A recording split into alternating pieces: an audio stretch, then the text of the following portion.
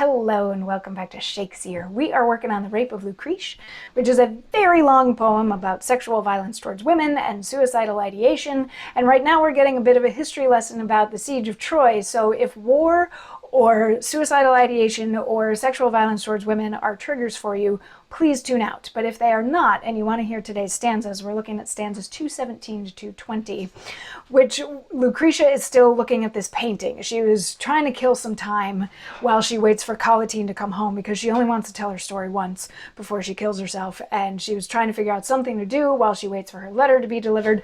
So she goes and she looks at this painting of the siege of Troy.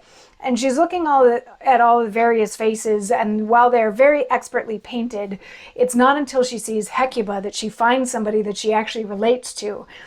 And she relates very strongly to Hecuba, so decides that she's going to yell at Paris on behalf of Hecuba. And then she starts looking at other faces in the painting, and those that are really mournful, she's going to say something on their behalf and, cry out their woes for them. But then at the end of yesterday's stanza, she notices this one figure who's sort of like beyond sorrow. And you can see in his eyes that he's very sad, he's very upset, there's something going on there, but his demeanor is very calm and put together.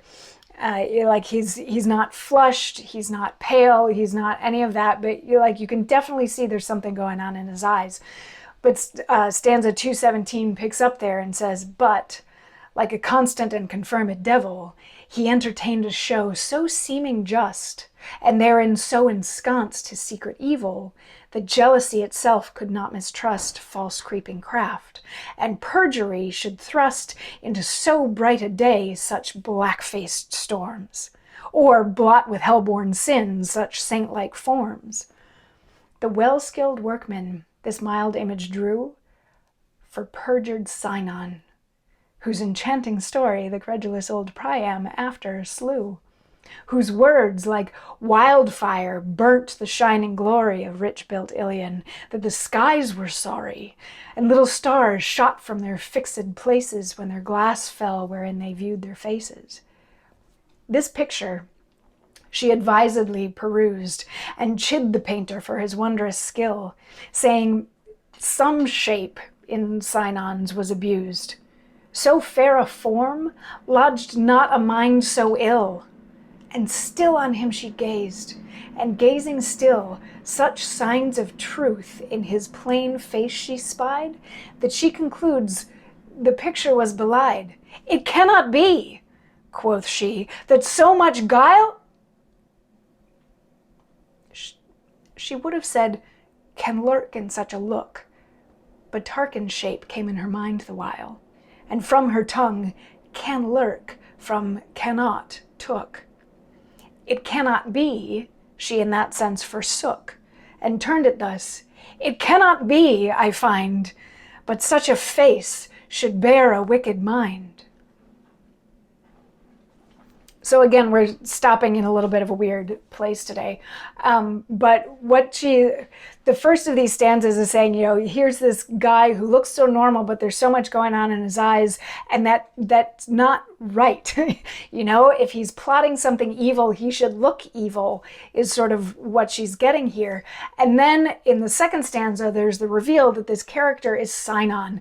And your Greek mythology, which I had forgotten as well, and I had to go back and look up who Sinon was, but he was a Greek warrior who supposedly defected to the Trojans, and he's the one that convinced them to allow the gift of the great big horse to come into Troy, which was full of Greek soldiers, and that's how they were able to besiege the city. So he's known as Sinon the traitor.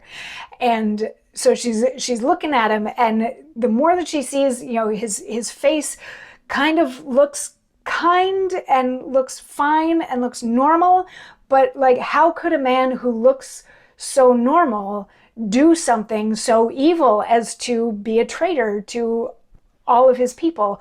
How could somebody that looks so normal be responsible for such trickery? And in the last of these stanzas, she starts to, she's going to start yelling at the painting and say, it can't be that somebody looks like you can do that. But then she remembers Tarquin. Because remember, when Tarquin, he was a dinner guest. He's her husband's friend. When he showed back up at their place, they had a lovely conversation before they both went their separate ways to go to sleep. And then, he crept out and went into her room and raped her, all that. So she's like, oh, wait a second. Yes, even people who look normal can be guilty of such terrible things. And we're going to dig more into that train of thought in the following stanzas. So I'll see you tomorrow for more of that. Mwah.